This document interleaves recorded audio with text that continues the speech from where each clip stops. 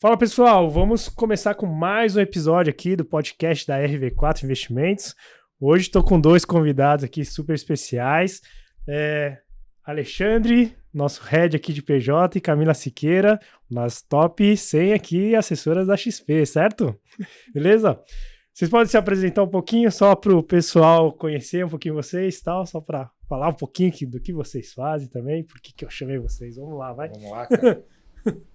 Obrigada pelo convite aqui para a gente estar participando. Eu sou Camila Siqueira, sou assessora há quase 4 anos aqui junto à XP, estou junto à RB4 aqui em todo esse período, né, de crescimento. Atuo no mercado PJ, basicamente aí atendendo pessoa jurídica, né, e também o sócio, também pessoa física, um trabalho mais híbrido, mas o foco realmente muito voltado para a pessoa jurídica. Legal. Tenho aí atuação já no mercado há mais de quase 20 anos, né? Contar tudo aí, quase 20 anos nesse mercado. Legal. E o Ale? Boa tarde, obrigado pelo convite também. Bem legal esse movimento que a gente está fazendo por aqui. Eu sou Alexandre Cardoso, tenho mais ou menos 25 anos de mercado, então começando a entregar a idade aqui um pouquinho. Sempre trabalhando com pessoa jurídica, com operações de crédito, operações de alavancagem, com investimentos, financiamento, por aí. E, de novo, é um movimento muito legal que a gente está fazendo aqui, né? A ideia de meio que levar soluções financeiras sob medida para as empresas. Isso. Legal. A gente falar que o Alexandre conhece todo mundo aí dos bancos, né? E tá aí, sabe todas as operações de crédito e tudo mais. Eu queria que a gente, nesse papo, gente, deixasse uma linguagem extremamente fácil para as pessoas, né, entenderem sobre esse mundo aí que, de uma certa forma, parece um pouco complexo, né, mas a minha missão aqui com esse podcast, né, e nesse universo aqui que a gente quer atacar, né, falar um pouco da RV4, é tentar traduzir todos esses termos, né. Então, primeiro, quando a gente fala de crédito para PJ, operação PJ e tal, tá certo eu chegar e falar que a gente poder emprestar dinheiro para as empresas? É um termo correto que eu posso estar falando ou não? Só para... É mais ou menos? Como é que seria isso? Eu acho que não é emprestar dinheiro para a empresa, né? Porque quando você fala em emprestar, você pensa em dívida, né? Você direciona para a dívida. Tá. É muito mais você olhar a questão do negócio e as oportunidades. A empresa ela pode estar passando por um momento que o time do sócio é expandir. Né? E usar o recurso próprio. Show. E às vezes, até culturalmente, ele se restringe a procurar crédito no mercado porque ele fala, não preciso tomar crédito de terceiros. E o crédito de terceiros, ele tende a ser mais barato que o capital do sócio. Então, não é emprestar dinheiro para a empresa, mas eu acho que a nossa visão ela é muito mais de entender o momento que a empresa está e levar a oportunidade de uma solução que é mais barato do que ele colocar o dinheiro dele, né? E aqui eu faço o contraponto como atendendo pessoa física e jurídica, de que eu, como assessora da pessoa física, protejo o capital do sócio e como assessora da pessoa jurídica, a gente olha a oportunidade dele continuar com o plano dele de expansão. Perfeito, legal. É assim, uma palavra que a gente gosta muito de falar é um termo, uma solução financeira, né? Sim. Porque o que a gente tem na discussão com empresas, com empreendedores, com os sócios, tem muita empresa que está com excesso de recurso e da mesma forma não sabe fazer a gestão desse recurso. Sim. Ajudamos. Tem empresa que nem sempre o problema dela é crédito. Tem empresa que demanda um seguro garantia, uma operação de garantia para ela estruturar um projeto de maior porte. Sim. Também não é crédito. Tem empresa que busca um investidor ou até uma operação, processos de M&A. Então são, assim, o que a Camila falou que é bem verdade ir até o cliente, entender o momento, saber que solução você pode colocar para esse cliente, né? Sim. E dar o atendimento adequado. Esse é o ponto. Legal. Então, e aí, desculpa, só complementando, nesse caminho vão ter empresas que vão precisar de crédito que estão numa situação não favorável e esse é o nosso ponto, né? Identificar exatamente em que momento se está. Legal. Então, tem crédito bom e ruim? É isso? esse é um primeiro ponto, então. Crédito seria um momento de...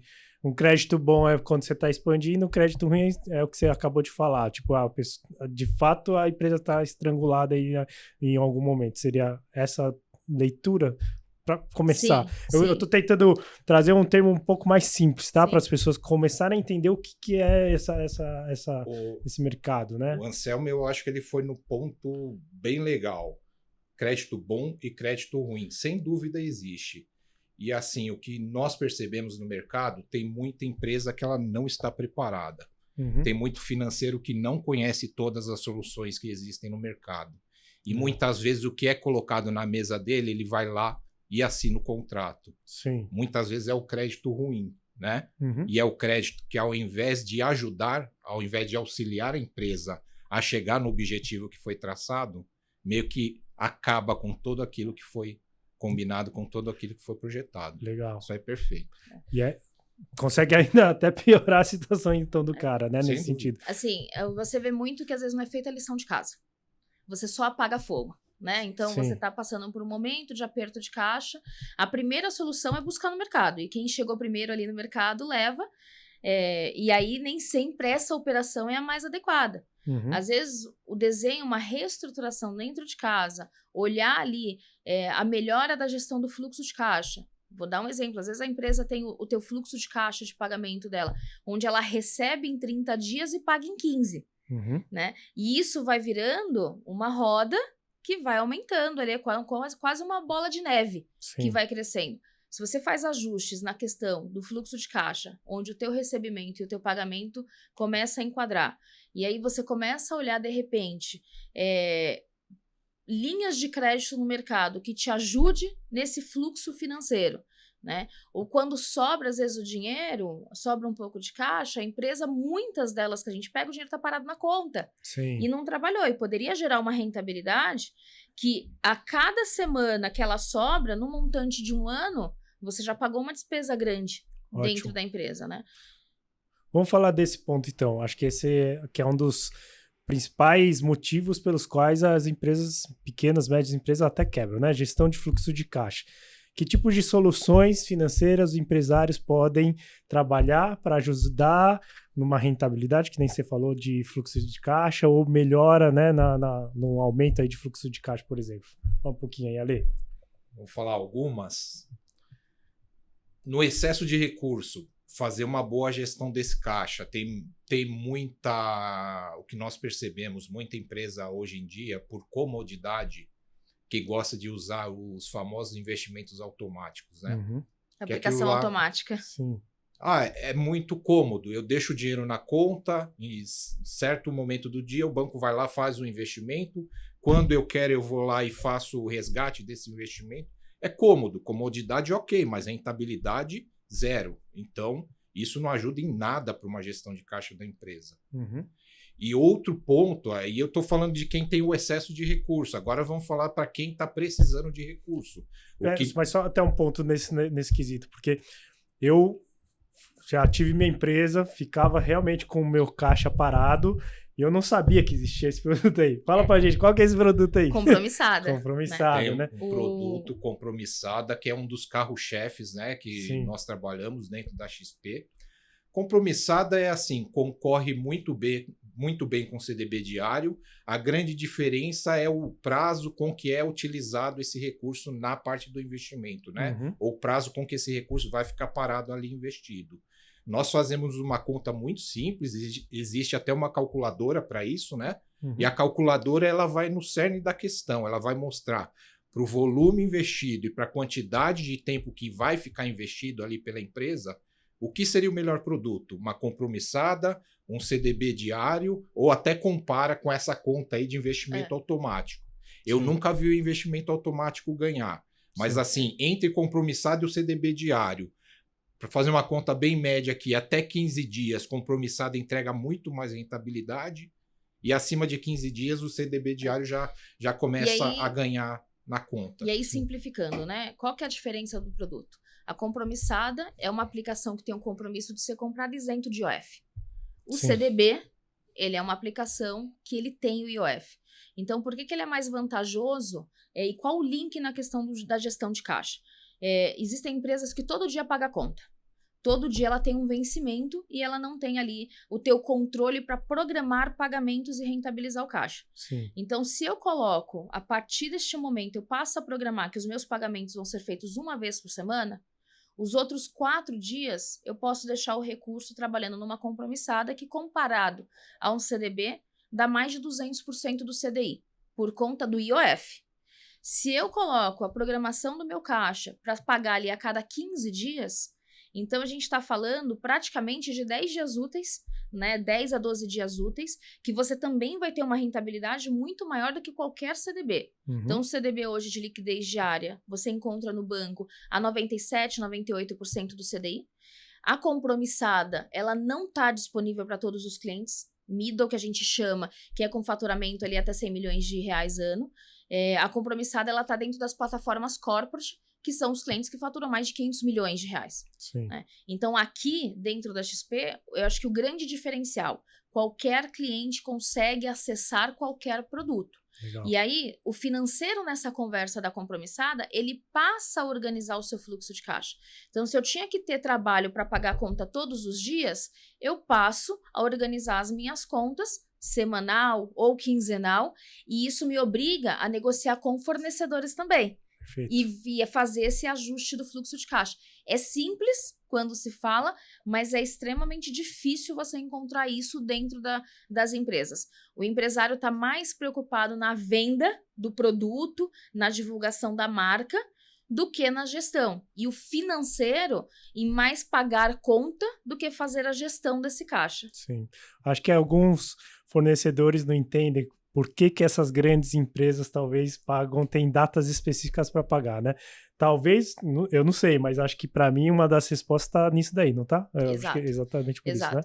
isso, né? As empresas, elas fazem caixa com a própria gestão do caixa dela. Sim. Quem tem caixa sobrando ganha dinheiro com essa sobra de caixa, até trabalhando por prazos para os próprios clientes, para os próprios fornecedores. Dentro de banco, a gente tem dentro da XP linha de crédito para trabalhar com essas empresas que têm fluxo para poder fazer antecipação de fornecedor.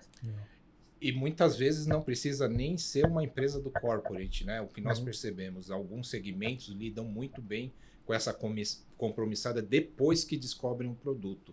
Sim. Um segmento bem básico, imobiliária.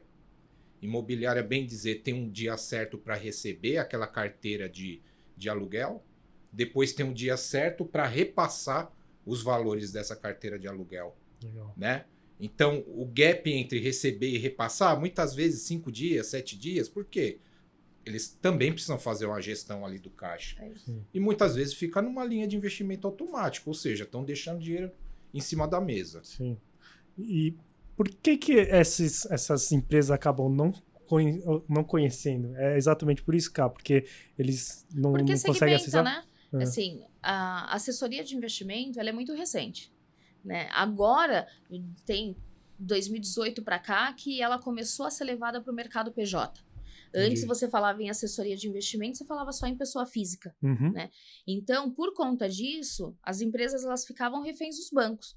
E o banco, ele segmenta produto por porte. Sim. Então, se você é um cliente que é atendido pela agência, o gerente atende ali mais de 1.000 clientes, ele não tem tempo de te levar todas as soluções e na maioria das vezes o banco não disponibiliza esse produto para aquela plataforma. Sim. E aí você vai aumentando conforme você vai saindo da agência para a plataforma, da plataforma para o corporate, do corporate para o global, e aí você começa a ver que nestes segmentos de alta renda, que são acima de 500 milhões de reais por ano de faturamento, já acessam todos os produtos. Sim. E aí o empresário ele não conhece, ele não tem o hábito porque realmente não é vendido no chão ali, que a gente chama do atendimento bancário. Entendi. Tem mais algum outro produto para gestão ou melhorar o fluxo de caixa, pessoal?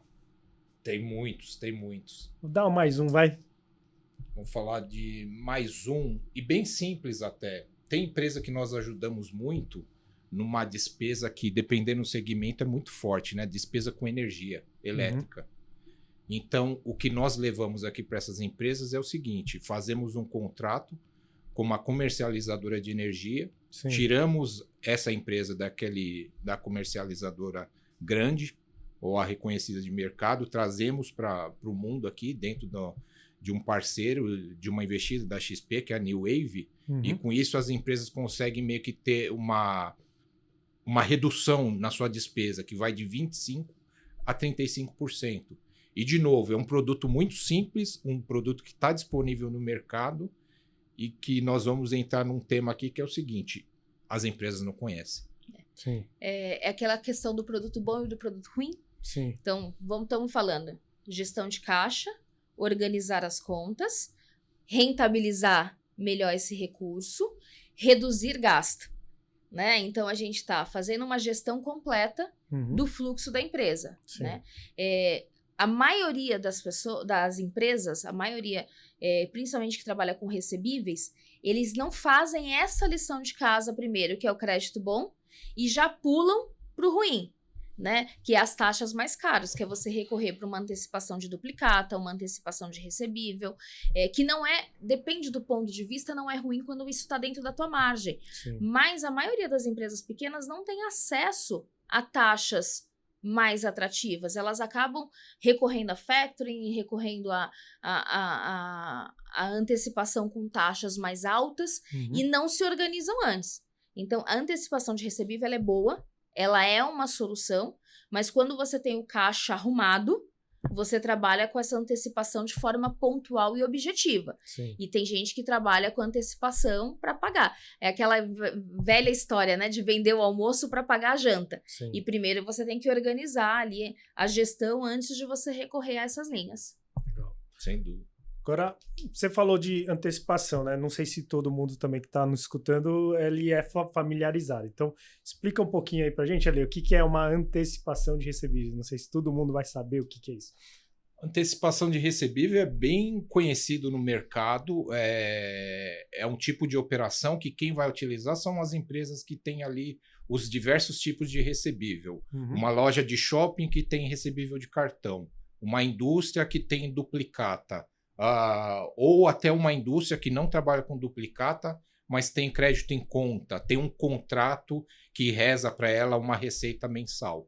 Isso aqui é um pacote que nós chamamos de recebível. Sim. E o fato de antecipar, o que a Camila colocou bem aqui, é que nós verificamos maior parte do segmento dentro da indústria, dentro do comércio, essas empresas elas têm um gap de caixa. Sim. E se eles não tiverem acesso a uma operação de antecipação desses recebíveis, eles ficam meio que Quebrados. sem fôlego. Sem fôlego. Tem dia que eu não vou conseguir pagar conta, tem dia que eu não vou conseguir comprar matéria-prima, e esse é o tipo de operação que também nós estamos trazendo aqui para dentro da operação da XP, né? Estamos levando essa solução para os clientes. E que está sendo bem interessante, porque é outro tipo de operação que o que nós percebemos assim um pouco é que os grandes bancos, os bancos de rede, acabam perdendo um pouco ou de interesse ou de foco nesse tipo de produto ou nesse tipo de atendimento. E aí, voltando com o tema crédito bom, crédito ruim, a antecipação de recebível ela é boa quando ela é olhada dentro de todo esse desenho completo. O nosso papel aqui é ajudar a fazer este desenho completo. Né? Então, eu preciso antecipar para você aumentar a produção, para você investir na produção, isso é bom. Eu preciso antecipar para pagar dívida, para pagar o gap que eu tenho ali, que eu não consegui ajustar dentro da minha gestão de caixa, é ruim. Entendi, legal. Vamos para um outro tema, agora falando um pouco de outros tipos de crédito, né? Eu estava estudando um pouquinho ali, né? Tem vários tipos de crédito para a gente tomar, por exemplo, home equity, fazer um financiamento imobiliário e tudo mais. Tem um monte de modalidade aí e tal. Queria que você desse uma pincelada, né, para as pessoas, só para situar um pouquinho para as pessoas aqui, algumas delas e um pouco das diferenças entre elas, né? Só para a gente poder mostrar que existe também, porque tem muita gente que também não conhece, mas as modalidades e o que tem aí de particularidades dela. Legal. Eu, como venho aí de algumas décadas do mercado segmento bancário, dos grandes bancos de varejo. Também conheci a Camila em um desses grandes bancos. Palavra que o mercado fala quando a gente... Vamos começar pela garantia. Garantia imobiliária. Tá. Seja uma casa, um escritório, uma área, uma fazenda, uma chácara, um prédio, ok? Garantia imobiliária. O que o mercado fala muito, e principalmente o mercado do middle market, que a gente chama, o que as empresas que a gente tem foco aqui, capital de giro. É um capital de giro, muitas vezes ele vai até 36 meses, difícil passar disso, né? E a garantia do imóvel. Sim. O cliente dá o imóvel como garantia, pega uma linha de 36 meses, e o que acaba acontecendo é que muitas e muitas vezes esse prazo gera uma parcela alta e não cabe no projeto da empresa. Acaba meio que sufocando o caixa da empresa. E vindo para esse lado de solução financeira que a gente faz hoje em dia, deve ter mais ou menos uma meia dúzia de solução diferente. Você falou de uma legal, Home Equity. Home Equity, a grande diferença é, eu consigo fazer um prazo muito maior, mas eu não consigo alongar muito o valor como um banco faz, né? Então, muitas vezes é o que atende a empresa em função do quê? Dela ter um prazo longo, uma parcela pequena. Muitas vezes está fazendo investimento e não pode pagar uma parcela alta, né? Então, a empresa meio que se adequa a esse Home Equity. Outro tipo de operação, hoje em dia é muito conhecido, as operações estruturadas com carta de consórcio. Também consegue-se fazer uma operação que chega ali bem perto do valor desse imóvel, dessa garantia imobiliária, né? E em uma operação de longo prazo. Também acaba atendendo muita empresa nesse sentido. Agora... Essa é uma operação, né, Ali, um tanto quanto talvez recente, ou não? O pessoal já faz há muito tempo. Porque ela é bem...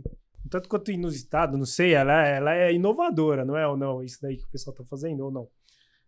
É uma operação meio que recente no mercado. É muito disruptiva, né? Sim. É uma operação que passa pelo Banco Central, então a gente entende que tem toda a segurança de qualquer operação financeira que a gente encontra no mercado.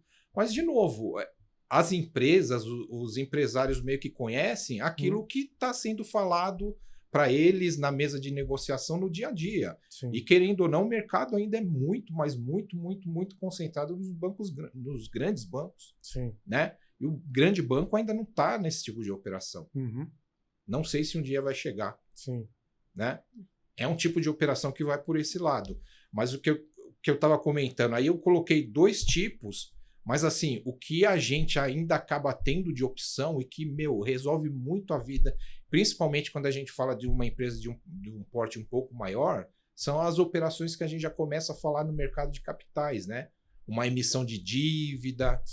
Tem muita gente com área grande, tem muita gente que tem um projeto muito bom para ser colocado de pé e não é o banco de rede, não é o banco de varejo que está conseguindo suportar esse tipo de operação. Sim. Então, o fato de eu ter um instrumento de meio que ir até essa empresa, entender esse investimento e levar até um investidor, que muitas vezes é um investidor de mercado, e ele está esperando esse tipo de investimento para botar o dinheiro dele. É aí que a gente acaba meio que resolvendo muita situação também. Assim, vou voltar de novo no tema crédito bom, crédito ruim. Gostei desse, né?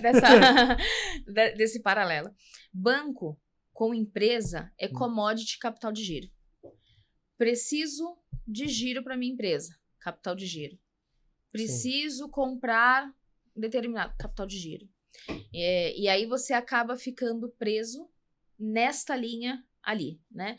Você, para acessar outras linhas, você tem que ir para o mercado e nem sempre o empresário ele tem essa disponibilidade de querer ir para o mercado. Né? Muitas vezes ela tem as travas, o receio. Nós somos um país de cultura bancarizada, né? Sim. Então você fica com essas amarras aí de procurar o mercado. E toda vez que você fala de crédito, e aí voltar um pouquinho antes, a gente sempre traduz que crédito você tem ali praticamente 3 viés. A palavra do cara, que é o aval, a garantia e o nível da garantia de liquidez. Então a gente sempre tá ali.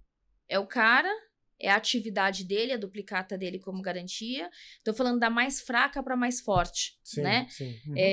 o imóvel, que você vincula com relação ao capital de giro. Perfeito. E o investimento financeiro, Sim. né? Que é o crédito mais barato, porque você tem o recurso financeiro ali na ponta. E eu escuto isso demais.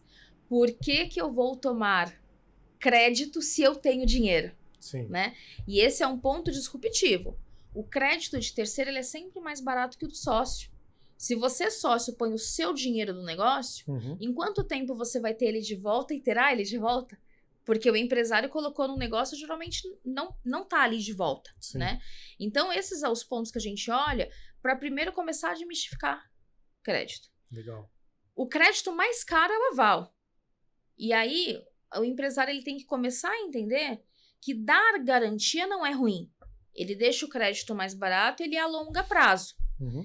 Quando eu saio do capital de giro, e aí, qual que é a minha solução comparativa ao capital de giro que é melhor? O home equity.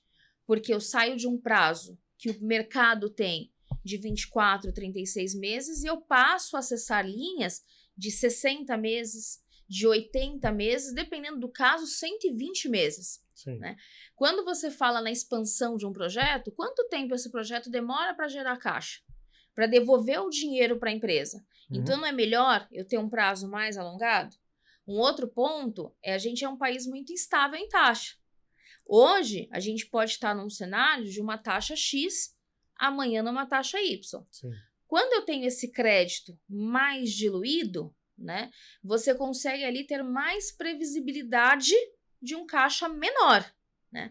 E é lógico que o especialista, o Alexandre aqui que está na ponta, ou eu como assessora, a gente vai olhar o cenário, o momento atual, qual que vai ser a taxa mais adequada para aquele momento, e aí a gente vai fazer o cálculo com o cliente de qual que é o indexador que é mais atrativo dentro da atividade dele. Sim. Né?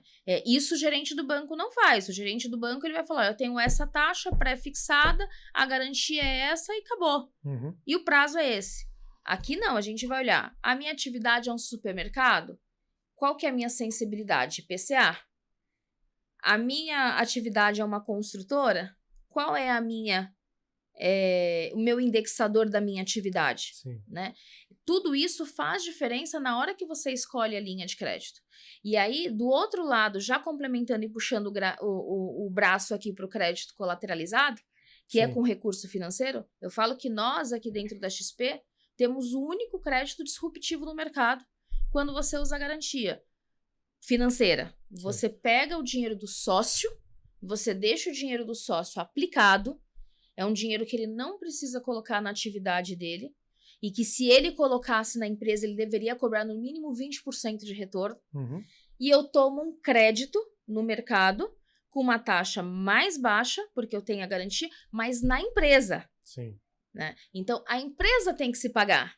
A empresa tem que ser a sua geradora de caixa. Então, as pessoas elas têm um preconceito com relação à linha do colateral, que ela deveria fazer essa analogia. Eu, empresário, tenho que ganhar 20 para colocar na empresa. Mas se eu tomar de terceiros, eu vou pagar 11, 12? Compensa a empresa pagar 12 do que 20 para o sócio. Sim. E o sócio não se descapitalizar. Né? Prazo, 60 meses de carência. Não existe esse prazo dentro do mercado. Então, o nosso papel, quando você fala de várias linhas de crédito, é olhar a situação de cada e levar ali a linha adequada, que pode ser com a garantia de imóvel, que pode ser com a garantia financeira. Legal. Então, se o cara, de repente, não tem um imóvel, mas ele tem um capital ali, ele pode usar esse capital, que chama esse crédito colateral. Geralmente ele tem os dois, né? Quando Sim. você tem o capital, você tem. E aí, agora eu vou puxar para o consórcio, que é uma linha onde você não usa o capital, você usa o imóvel, né? E aí o consórcio, as pessoas também têm esse preconceito de que é o planejamento só do longo prazo para você comprar alguma coisa. Sim. Na operação estruturada, você consegue levantar dinheiro com relação usando o imóvel como garantia, né? Para você, de repente, fazer uma expansão, para de repente você ali viabilizar sem juros. Sim. Ah, mas eu pago juros, Camila, porque ele tá ali... Não é o valor que eu pego, é o que eu tomo. Não, você tem uma taxa de administração, né, que está dentro da operação, porque ele precisa ser administrado, o recurso, ali ao longo do tempo, mas que é infinitamente mais barato do que você tomar crédito no mercado com a mesma garantia. Sim, né? sim. Tem um ponto legal que a Cá estava falando sobre as operações de longo prazo e nós já tivemos alguns exemplos desses. Tem muito cliente que na partida acha que pegou indexador adequado, né? Muito. Eu fiz com indexador IPCA, operação de 10 anos, tudo mais. E no meio do caminho, o mercado muito estável e começa a preocupação. A gente consegue, inclusive, mudar o indexador, fazer um swap de indexador. Já tivemos de IPCA para taxa pré-fixada, já fizemos o contrário, de taxa pré-fixada por IPCA, para o CDI, mas é uma possibilidade. Quer dizer, era um movimento do tipo, eu não gosto de operação de longo prazo, porque se eu fizer errado, eu vou me dar mal ali no meio do caminho. Não, já conseguimos, inclusive, dar uma ferramenta ali e mudar o indexador da operação. Você vê a diferença, né? Da commodity, daquilo que está na prateleira, para a visão que a gente tem, né? Nenhum cliente é igual, nenhuma empresa é igual. Então, a gente tem que personalizar de acordo com cada caso para achar a melhor solução. E tem essa operação colateralizada, né? Eu gosto demais. Quando eu cheguei aqui na XP, era algo assim, para mim era muito novo. Eu que venho de muito tempo de banco, e banco, quando você consegue alguma carência de principal, ela chega em 3 meses, 6 meses, por aí vai. É muito, muito difícil você ter isso. Então, você olhar para uma operação onde você vai ter acesso a um recurso e você vai pagar principal mais juros dessa operação. Quer dizer, você acessa R$1 milhão e depois você só vai pagar esse valor no vencimento. E quando que é o vencimento? Pode ser por 3 anos, pode ser por 5 anos. É algo assim, quando é uma empresa que tem um projeto X, o sócio tem um recurso que, querendo ou não, já está investido em algum banco. E ele pode meio que utilizar essa garantia para ter acesso a uma linha muito diferente, que de repente vai fazer a empresa dele mudar de nível. Sim. E outra, uma taxa muito reduzida quando a gente compara com o mercado também, né? Muito baixa, uma taxa muito baixa.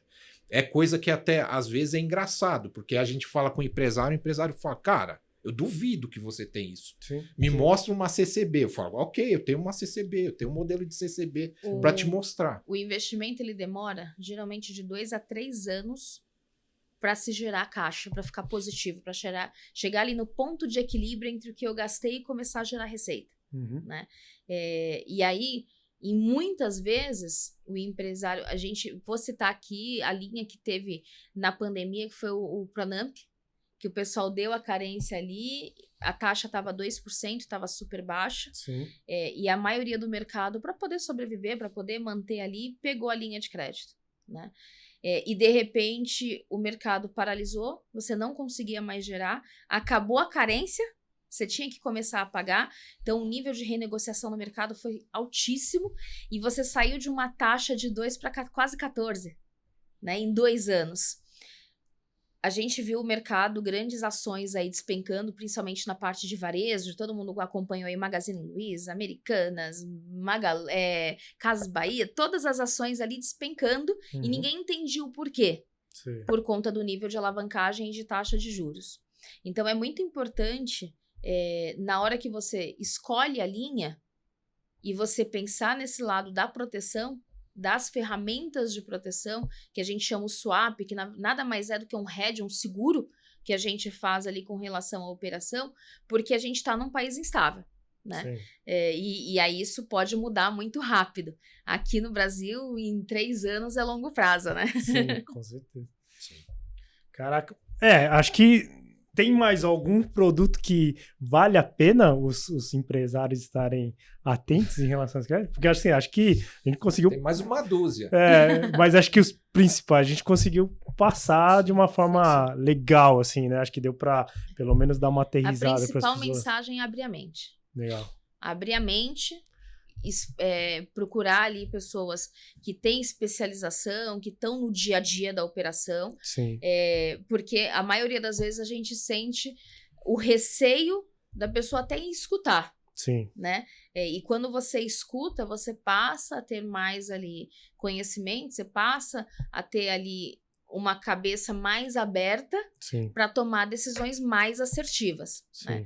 A gente cansa, às vezes, de levar o não na mesa e depois de 6 meses o cara falar pra gente, puta, eu devia ter te escutado. Né? A gente tá no dia a dia, a gente acaba acompanhando o mercado de forma mais ativa.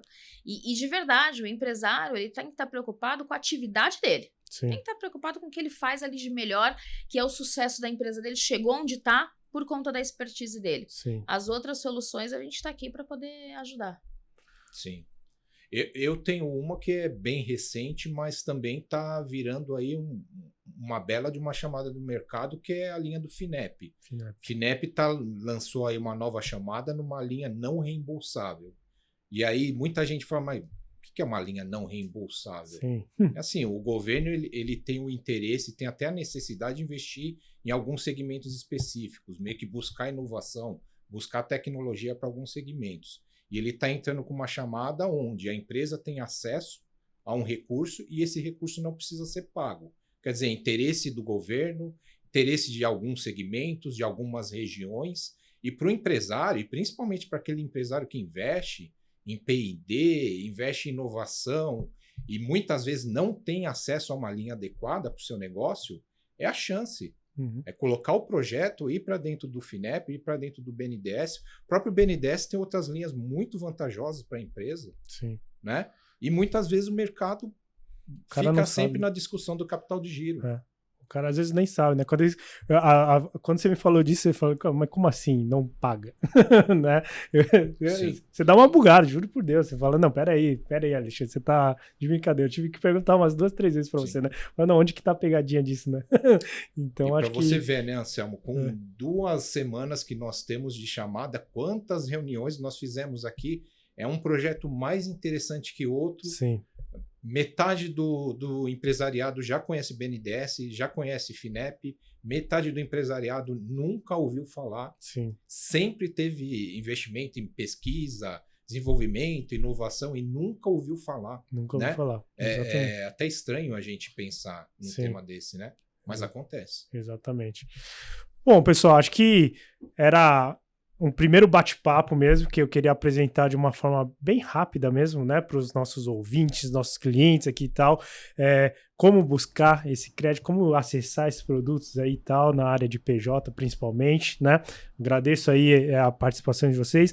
Eu particularmente já aprendi muito, né, com o próprio Alexandre, com a Camila, mas tinha 2 produtos aqui que eu realmente desconhecia na época que eu era empresário. Se eu tivesse conhecido, acho que eu, né, teria mais lucro aí e tal. Uma era compromissada, né, e agora essa com realmente como gerar caixa aí também com consórcios, que são 2 produtos que realmente vêm aí para fazer uma disrupção também no mercado. E esses outros aí que vocês falaram, sugiro, né, empresários aí e tal, que do middle aí e tal, né, cara, que estão crescendo, estão pensando em expansão, estão pensando em né, novos investidores, cara, vem conversar com vocês para minimamente, né, conhecer os produtos, entender, porque de fato, se eu tivesse conhecido na minha época de verdade, eu falei, cara, eu tinha tido anos ali com muito mais lucratividade, isso teria feito muita diferença no meu bolso, né, então estou dando meu relato porque eu não desconhecia esses produtos, né, e por não ter esse acesso, né, então acho que é um conhecimento aí que vale a pena e vamos divulgar aqui bastante para que menos empresários aí sofram como eu sofri. Cara, isso é informação. Muito bom. É isso. Obrigada, Anselmo. Obrigada pelo convite. A gente está aqui à disposição a qualquer hora. Vamos juntos. Show de bola. Quem ficar com dúvida e tal, deixa o contato de vocês aqui e acessem nossas páginas aí.